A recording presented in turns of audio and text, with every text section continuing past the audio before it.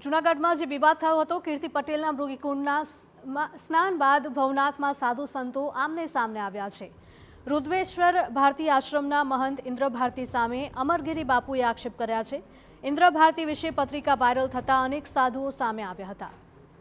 ઓપેસ્ટેન file કરતાં પણ વધુ ઇન્દ્ર ભારતીની કારતૂત સામે આવી છે તેવું અમરગીરીએ કહ્યું છે।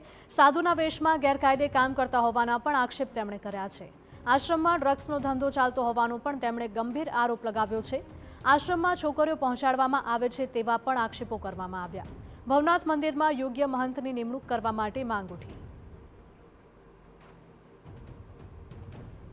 આવું વર્તન થતું હોય અને ગેટ બંધ રાખતા હોય, વીઆઈપીનો અવર જવર થતી હોય, છોકરીઓ લાવતા હોય અને ચરસ, ગાંજો, અફીણ, હેરોઈન, કોકીન આ તમામ ધંધા આ મહાત્માઓ કરતા હોય છે। એમનું આશ્રમ તો તમે જુઓ, કરોડો રૂપિયાનો આશ્રમ છે અને એને રાજા ના રહેતા હોય તો રજવાડી ઠાઠ ભોગવે છે, કારણ કે બેડમાંનો ધંધો કરે છે, છોકરીઓનો ધંધો કરે છે અને ભવનાથ માટે તો એને ખૂબ ખોટું કર્યું છે। ભવનાથને પચાવી પાડવા માટે અનેક પ્રયત્ન એના કર્યા।